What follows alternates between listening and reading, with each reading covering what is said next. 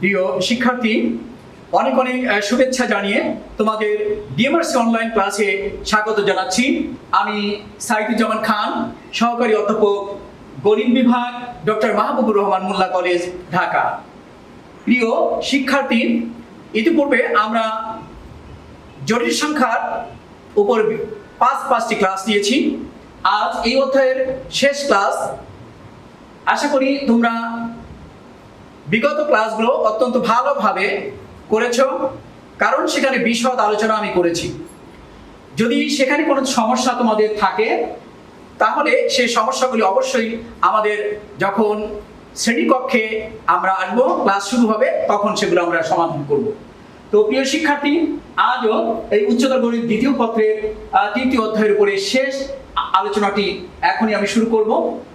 তো শুরুর আগে আমরা দেখেছি যে প্রতিটি অধ্যায় থেকে আমি কিছু ছবি দেখিয়েছি শুধু মনোযোগ আকর্ষণ করার জন্য। কখনো কখনো গাণিতিক রাশি এখানে শো করেছি শুধু তোমাদের মনোযোগ আকর্ষণের জন্য, আর কিছু নয়। তো এখানেও আমরা তিনটি গাণিতিক রাশি দেখতে পাচ্ছি, এবং এই তিনটি গাণিতিক রাশি দেখার পরে তোমাদের মনে একটি প্রশ্ন এসে গেল যে আসলে এই ধরনের সংখ্যা ইতিপূর্বে আমরা কখনো দেখেছি কিনা। আসলে আমার ক্লাসেই তোমরা দেখেছো, তার পূর্বে এই ধরনের রাশির সাথে পরিচয় তোমাদের ছিল না। তো রাশিগুলি নিশ্চয়ই ওখানে দেখতে পেলে। আমি এর আগের ক্লাসেও বলেছি, একটি হচ্ছে জটিল সংখ্যা, একটি ঘনমূলের, এবং আরেকটি হচ্ছে ইমাজিনারি নাম্বারের আমরা রাশি ওখানে দিয়েছিলাম। তো আজকের পাঠ, প্রিয় শিক্ষার্থীরা, জটিল সংখ্যা। এই পাঠ শেষে শিক্ষার্থীরা জটিল সংখ্যার বিভিন্ন গাণিতিক সমস্যার সমাধান করতে পারবে। ইতিমধ্যে আমরা এই ধরনের গাণিতিক সমস্যার সমাধান করেছি, আর এখন এই গাণিতিক সমস্যার শেষ অংশটি নিয়ে আলোচনা করছি। প্রিয় শিক্ষার্থীরা, প্রথমেই এসো, আমাদের কিন্তু আসলে আলোচনার আর কিছু নেই, এখন শুধুমাত্র কিছু ম্যাথ করলেই এই অধ্যায়ের সমাপ্তি ঘোষণা করতে পারবো। প্রিয় শিক্ষার্থীরা, তোমরা দেখতে পাচ্ছ যে আমরা এখানে একটি গাণিতিক সমস্যা দিয়েছি তোমাদের বইয়ের 9-এর 6 নম্বর অঙ্কটি। যদিও এই 9-এর 6 এখানে আরো অনেকগুলি ম্যাথ রয়েছে, তবে নতুন বই এবং পুরাতন বইয়ের রূপন্তী পাবলিকেশনসের কোনো বইতে এইটি কিন্তু আগে পরে থাকতে পারে, তোমরা একটু দেখে নিবে। এখানে 9-এর 6 নম্বর যে প্রশ্নটি রয়েছে সেটি হচ্ছে, দেখো, দুইটি জটিল রাশির গুণফল ইকুয়ালস টু একটি জটিল রাশি হলে দেখাতে হবে যে দুটি জটিল রাশির বিয়োগ গুণফলের মানও একটি জটিল রাশি। আমরা এটা প্রমাণ করতে চাই। তাহলে প্রিয় শিক্ষার্থী, লেখা আছে, বা আমরা যে কন্ডিশনটা দেওয়া আছে সেটাতে লিখলাম a plus ib into c plus id equals x plus iy। Into থাকলে তোমরা জানো এটাকে গুণ করে দিতে হয়, তাই আমরা এটাকে সরাসরি গুণ করেছি। তোমরা যেভাবে যে পদ্ধতিতে গুণ করো সেটাই রাইট হবে। আমরা এখানে এর সাথে c গুণ করেছি ac, আর ib এর সাথে c গুণ করলাম ibc। একইভাবে এর সাথে id গুণ করলাম iid, এবং ibc ib এর সাথে id গুণ করে পাচ্ছি i গুণ i স্কয়ার bd, এবং ডান পক্ষের কোনো পরিবর্তন নেই। তারপরে লাইনে লিখেছি ac plus ibc plus iad এবং i স্কয়ার ইকুয়ালস টু, কিন্তু তোমরা এর আগে অনেকগুলি ক্লাসে জেনেছো যে অত্যন্ত গুরুত্বপূর্ণ এটি i স্কয়ারের ভ্যালু হচ্ছে কত? -1 -1 into bd minus bd। i স্কয়ারের মান 1 -1 এবং i এর মান কিন্তু √1 এটি মনে রাখতে হবে। ইকুয়ালস টু কত হবে? x iy। এখান থেকে আমরা বাস্তব এবং অবাস্তব অংশটাকে আলাদা করে নিয়েছি। ac এবং -bd এটি একটি বাস্তব অংশ, এবং ibc আর iad এটি হচ্ছে অবাস্তব। এই অবাস্তব অংশ থেকে আমরা i কমন নিয়ে এটাকে লিখেছি bc plus ad equals to একটি জটিল সংখ্যা x প্লাস iy। তো আমরা জটিল সংখ্যার ধর্মের মধ্যে শিখেছি যে দুইটি জটিল সংখ্যা যদি ইকুয়াল হয় তাহলে সেই জটিল সংখ্যার বাস্তব অংশ এবং বাস্তব অংশ ইকুয়াল হয়ে যায়। একইভাবে অবাস্তব অংশ এবং অবাস্তব অংশ ইকুয়াল হয়। এটা হচ্ছে জটিল সংখ্যার বৈশিষ্ট্য। তাই আমরা এখানে লিখেছি, এখানে বাস্তব ও অবাস্তব অংশ সমীকৃত করে পাই, আলাদা করেছি। বাস্তব অংশ ac - bd equals to x, এবং এখানে অবাস্তব অংশ bc plus ad equals to y। এই মানটি এখানে লেখা হয়েছে। এখানে কিন্তু i লেখা যাবে না, আমরা ডাইরেক্ট তার সহগগুলি লিখে নিব, তাই লিখেছি। এরপরে ডাইরেক্ট লেফট হ্যান্ড সাইডে চলে গিয়েছি, দেখো লেফট হ্যান্ড সাইডটা লিখলাম a minus ib into c minus id, এবং একই ভাবে এটাকে গুণ করা হয়েছে a into c ac minus ib into c ibc, এবং এখানে a into minus id minus iad plus minus এ মানে প্লাস i গুণ i স্কয়ার এবং b গুণ d bd। তোমরা জানো i স্কয়ারের মান -1, তো -1 এখানে লেখা হয়েছে, দেখো এখানে AC এবং এইটার মান -1 হলে -BD হয়ে যায়, তাই AC এবং BD টাকে আগে লিখলাম, এবং এইখানে আছে -IBC এবং -IAD, এখান থেকে মাইনাস কমন নিলে আমরা পাচ্ছি I into BC plus AD। এখন দেখো এই মানগুলো কিন্তু আমরা উপরে বের করেছি, AC minus BD এর মান x, AC minus BD এর মান x লিখলাম, এবং minus I into BC plus AD, BC plus AD এর মান y এবং y লিখে দিলাম, তাহলে x minus IY হয়ে গেল লেফট হ্যান্ড সাইডের মান। তাহলে লেফট হ্যান্ড সাইডের মান এইটা যদি x minus IY হয় তাহলে রাইট হ্যান্ড সাইডের সাথে মিলে গেল, সুতরাং আমরা লিখতে পারি left hand side is equals two right hand side. প্রিয় শিক্ষার্থীরা, নিশ্চয়ই এটি তোমরা বুঝেছো এবং বাসায় এটি প্র্যাকটিস করবে। এরপরে অত্যন্ত গুরুত্বপূর্ণ, খুবই গুরুত্বপূর্ণ এই প্রশ্নটি পরীক্ষায় থাকে, অবশ্যই তোমরা এটি বাসায় ভালো করে প্র্যাকটিস করবে। এখানে 10 নম্বর অঙ্কটি বইয়ের দেখো ab belongs to r, ab বাস্তব সংখ্যা এবং a স্কয়ার প্লাস b স্কয়ারের ভ্যালু হচ্ছে কত 1, ফলে দেখাও যে x এর একটি বাস্তব মান এই জটিল সংখ্যাটির মধ্যে বিদ্যমান। এটা কিন্তু দুটি জটিল সংখ্যা, বামে এবং ডাইনে দুটি জটিল সংখ্যা রয়েছে, এর মধ্যে আমাদের x এর মানটি বের করতে হবে যে মানের মধ্যে কোনো i থাকবে না, বাস্তব মান বের করব যার মধ্যে কোনো i থাকবে না। এটা বের করার জন্য প্রথমে আমরা কন্ডিশনটাকে এখানে লিখেছি a square plus b square equals to 1 এবং ab belongs to r, তারপর লিখলাম এখানে এই যে রাশি থেকে আমাদের x এর মান বের করতে হবে সেটি লেখা হয়েছে। দেখো 1 minus ix by 1 plus ix equals to a minus ib। আমরা এটাকে প্রথমেই মনে রাখবো, তিনটি ঘটনা মনে রাখতে হবে। আমরা এটাকে প্রথমে ব্যস্তকরণ করব, যোজন বিয়োজন ব্যস্তকরণ, আবার ব্যস্তকরণ করে অনুবন্ধী দ্বারা গুণ করব, তাহলে এই অঙ্কটির সমাধান কমপ্লিট হয়ে যাবে। আমি কিন্তু তাই করেছি। ব্যস্তকরণের পরে তাকে যোজন বিয়োজন করা হয়েছে, যেটি 9 10 তোমরা করেছো। আমরা যোজন মানে উপরেরটার সাথে নিচেরটা যোগ, আবার উপরটা থেকে নিচেরটা বিয়োগ, একইভাবে উপরটার সাথে নিচেরটা যোগ, উপরটা থেকে নিচেরটা বিয়োগ, পাশে লিখে দিয়েছি যোজন বিয়োজন করে।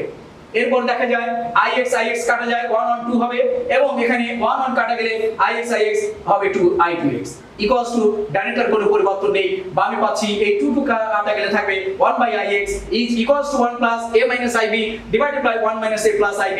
এটাকে আবার ব্যস্তকরণ করেছি সুবিধার জন্য। ব্যস্তকরণ করলে দেখো এটা হয়ে যাবে ix এবং নিচেরটা চলে যাবে উপরে, তাই চলে গেল। এখন আমরা জানি যে জটিল সংখ্যাগুলো আমরা যদি ভগ্নাংশ আকারে পাই তাহলে সেটাকে a plus ib আকারে প্রকাশ করে নিব, তা অর্থাৎ অনুবন্ধী আকারে প্রকাশ করার কথা থাকে। যদিও এখানে এটি একটি জটিল সংখ্যা আর এটা ভগ্নাংশ আকারে আছে, তাই আমরা নিচের যে অবাস্তব অংশটি রয়েছে অর্থাৎ জটিল সংখ্যার অবাস্তব অংশের জায়গায় চিহ্ন পরিবর্তন করে অনুবন্ধী দ্বারা গুণ করেছি। a plus 1 minus ib, ঠিক এর অনুবন্ধী রাশিটা হবে 1 plus a plus ib, হর এবং লবে এটা গুণ করে দিলাম। গুণ করার পরে তোমরা দেখতে পাচ্ছ, দেখো 1 plus ib, এটাকে যদি আমরা a ধরি তাহলে a আর এই মাইনাসে এখানে প্লাসে, তার মানে a plus b, অর্থাৎ এটা হচ্ছে a minus b আর এটা হচ্ছে a plus b। উপরে a plus b into a minus b সূত্র a square minus b square আমি অ্যাপ্লাই করেছি, a স্কয়ার মানে 1 plus ib হোল স্কয়ার আর b স্কয়ার মানে a স্কয়ার। একইভাবে নিচেরটা a minus b a plus b, অর্থাৎ a square minus b square এর সূত্র অ্যাপ্লাই করেছি। তারপরে লিখেছি a plus হোল স্কয়ার সূত্র a square plus 2ab plus b square, b square মানে এখানে কিন্তু i স্কয়ার b স্কয়ার, আর i স্কয়ারের মান হচ্ছে -1, সেটা পরবর্তীতে লিখেছি। একইভাবে নিচেরটাও লিখলাম 1 plus a whole square 1 square 2a plus a square, এবং এখানে i স্কয়ারের মান -1 মাইনাস প্লাস, এটা হয়ে যাবে b স্কয়ার। তাহলে আমরা এখানে এই অংশটি ক্যালকুলেশন করে লিখতে পারি। দেখো এখানে আমাদের সব ঠিক রেখেছি, 1 প্লাস i, এখানে আমাদের i 2ib টাকে পরে লিখলাম, আর এখানে minus a square b square, এখানে মাইনাস কমন নিয়ে a square plus b square হয়ে গেল, আর i2b টা পরে লিখেছি। একইভাবে 1 plus a square plus b স্কয়ারের মান আমাদের 1 করে দেওয়া আছে, a স্কয়ার প্লাস b স্কয়ারের মানটি এখানে বসালাম, তো 1 প্লাস 1 2 এবং 2a এখানে আছে। তাহলে এখানে আবার a স্কয়ার প্লাস b স্কয়ারের মান আমরা আবার বসালাম, 1 1 কে ক্যান্সেল হয়ে যায়, উপরে থাকবে 2ib আর নিচে যে অংশটি রয়েছে 2 into 2a এটা থেকে 2 কমন নিলে 1 প্লাস a হয়ে যাবে। এবার 2 কেটে দাও বা উভয় পক্ষ থেকে i কেটে দাও, থাকবে x b by 1 plus a, অর্থাৎ x এর যে মানটি পেলাম b বাই 1 প্লাস a। এর মধ্যে কোনো ইমাজিনারি নাম্বার নেই, অর্থাৎ অবাস্তব অংশ নেই, তাই এটি একটি বাস্তব সংখ্যা যা x এর একটি বাস্তব মান। এই বাস্তব মানটি এই সমীকরণকে সিদ্ধ করবে, এটা আমাদের একটি প্রমাণ আকারে থাকে। আবার অনেক সময় বলে যে এটির মান নির্ণয় করো, যে বা x এর মানটি কত হবে। প্রিয় শিক্ষার্থী, এরপরে জটিল সংখ্যা 14 নম্বর অঙ্কটি দেখো। 14 নম্বর অঙ্ক ঠিক এর সাথে রিলেটেড ম্যাথ আমরা এর আগে করেছি। 14 নম্বর যে ম্যাথটি রয়েছে 14.2, যদি এককের একটি কাল্পনিক ঘনমূল ওমেগা হয় তবে এবং x এর ভ্যালু p + q, y হলো p omega plus q omega square এবং z এর মান p omega square plus q omega হয়, তবে দেখাও যে x square plus y square plus z square equals to 6pq। এইটা প্রমাণ করার জন্য আমরা কন্ডিশন অর্থাৎ মানগুলো আগে লিখে নিয়েছি। তারপরে বাম পক্ষে আমরা বাম পক্ষের রাশিটা লিখলাম x square plus y square plus z square এবং সেখানে x এর মান, y এর মান, z এর মান বসিয়ে দিয়েছি। নিশ্চয়ই অংশ তোমাদের নতুন করে বোঝানোর কিছু নেই, তোমরা নিশ্চয়ই 9 10 এও পড়েছো যে a প্লাস b হোল স্কয়ারের সূত্র কি। এখানে সূত্র অ্যাপ্লাই করা হয়েছে, a প্লাস b হোল স্কয়ারের সূত্র, a প্লাস b হোল স্কয়ারের সূত্র, a প্লাস b হোল স্কয়ারের সূত্র। তারপরে একটি মানে একটু চেঞ্জ এনেছি আমরা, যে আমরা নতুন যে জিনিসটা পাচ্ছি ওমেগা, এখানে ওমেগা কিউবের মানটি আমরা এখানে দেখো ওমেগা কিউবের যে মান, অর্থাৎ এখানে এইটা ছিল p square omega square 2pq omega cube এবং এটা ছিল ওমেগা টু দি পাওয়ার 4, এই যে ওমেগা টু দি পাওয়ার 4। একই ভাবে p square omega to the power 4 2pq omega square into omega omega cube এবং প্লাস দিয়ে q স্কয়ার ওমেগা স্কয়ার লেখা হয়েছে। তারপর আমরা ওমেগা কিউবের মান সব জায়গায় বের করে বসিয়ে দিয়েছি, কারণ ওমেগা কিউবের মান p স্কয়ার, তাহলে আমরা পাচ্ছি p square plus 2pq plus q square, এখানে থাকবে p square omega square 2pq, এই যে ওমেগা কিউবের মান 1 plus q square omega to the power 4 এর মান হচ্ছে omega plus p square omega to the power 4 এর মান ওমেগা, লিখলাম ওমেগা প্লাস 2pq ওমেগা কিউবের মান 1, তাই 2pq প্লাস এখানে q স্কয়ার ওমেগা স্কয়ার। তারপরে দেখো এখানে 2pq 2pq 2pq তিনটা 2pq, অর্থাৎ 2pq যোগ করলে হয়ে যায় 3 দুগুণে 6টা 6pq হয়ে গেল, 3 দুগুণে 6 6pq। আর এখানে p স্কয়ার, এখানে p স্কয়ার, এখানে আরো একটা জায়গায় p স্কয়ার রয়েছে, তাই তিনটা জায়গার p স্কয়ার থেকে p স্কয়ার কমন নিয়েছি। p স্কয়ার কমন নিলে 1 থাকবে, এখানে থাকবে ওমেগা স্কয়ার, এখানে থাকবে ওমেগা, তাহলে 1 প্লাস ওমেগা স্কয়ার পেয়ে যাব। একই ভাবে q স্কয়ার কমন নিলাম, এখানে থাকবে 1 এবং এখান থেকে q স্কয়ার কমন নিয়েছি থাকবে ওমেগা, এখান থেকে q স্কয়ার কমন নিয়েছি থাকবে ওমেগা স্কয়ার। আমরা জানি 1 প্লাস ওমেগা স্কয়ারের মান হচ্ছে 0, ইতিমধ্যে এটি প্রমাণ করেছি এবং তার মান এখানে বসাই দিলাম 1 প্লাস ওমেগা স্কয়ারের মান 0, এটার মান 0।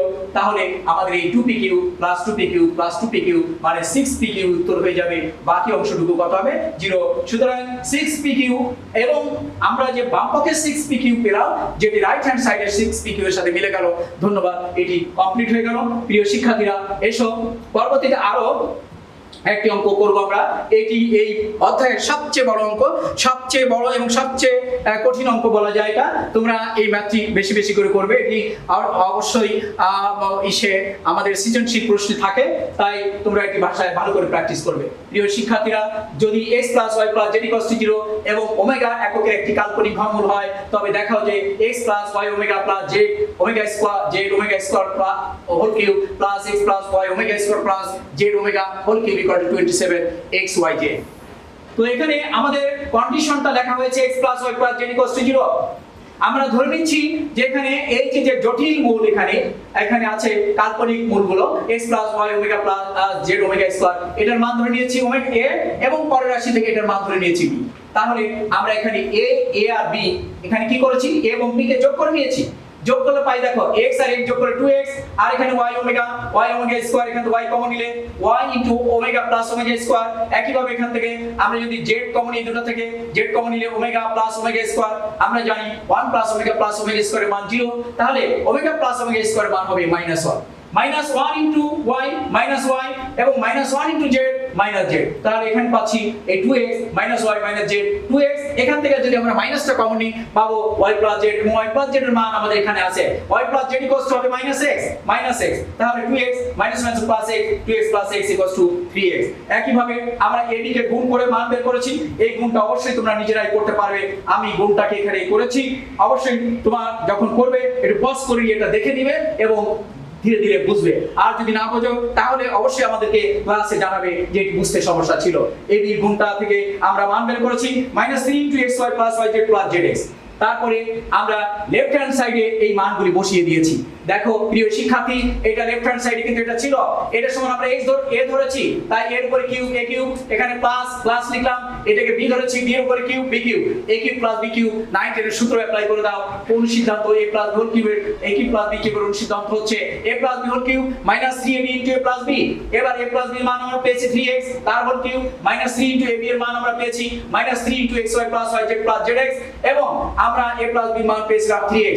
এখন আমার কাজ হচ্ছে গুণ করা, গুণ করলে উত্তর হয়ে যাবে 3x এর হোল কিউব মানে 27x কিউব, এখানে মাইনাস এবং প্লাস 3 নং 27 xy এর সাথে এই yz এর সাথে গুণ করে দিয়েছি 27xy, যেটা আগে লিখলাম। তারপরে 20 এই যে 3 থেকে 9, আর এখানে 3 গুণ করলে 3 নং 27 x, আর x গুণ করলে x স্কয়ার, তার সাথে y প্লাস হয়ে যাবে কত? এই মাইনাস এবং প্লাস 3 গুণ 3 গুণ 3 এটা 27 হয়ে যাবে। zx এর সাথে x গুণ করলে x স্কয়ার z, আমাদের যেহেতু প্রমাণে আছে 27xyz, সেটিকে আগে লিখলাম। প্লাস এখান থেকে দেখো 27x cube 27x square y 27x square z, এখান থেকে 27x স্কয়ার কমন নিলে x + y + z 0 হয়ে যায়, এবং x + y + z এর মান আমাদের আগেই বলেছি এটির মান 0 ছিল। এখন 0 বসালাম, 27x স্কয়ার * 0 মানে 0, 0 এর সাথে 27xyz যোগ করলে হয়ে যাবে 27xyz, যেটি আমাদের প্রমাণে চেয়েছিল। আমরা প্রমাণটি শেষ করলাম। প্রিয় শিক্ষার্থী, এই অধ্যায়ের আমরা এ পর্যন্ত যে ম্যাথগুলি শেষ করেছি, অত্যন্ত গুরুত্বপূর্ণ অধ্যায় এটি। জটিল সংখ্যার অত্যন্ত মানে গুরুত্বপূর্ণ অনুশীলনী, কারণ এই অনুশীলন থেকে যেমন এমসিকিউ হয়, বোর্ড পরীক্ষায় থাকে, তারপর বিভিন্ন ইউনিভার্সিটি পরীক্ষাগুলো তো থাকে, তাই তোমরা এই অধ্যায়টি অত্যন্ত গুরুত্ব সহকারে করবে।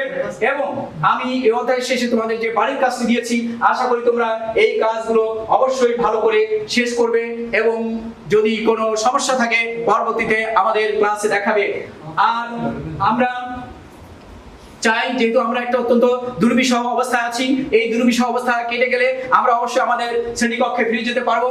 আমরা শ্রেণীকক্ষে ফিরে যাওয়ার জন্য অপেক্ষায় থাকলাম। সবাইকে ধন্যবাদ জানিয়ে আজকের মতো এখানেই আমার ক্লাস সমাপ্তি ঘোষণা করছি। সবাইকে ধন্যবাদ, সবাই ভালো থেকো।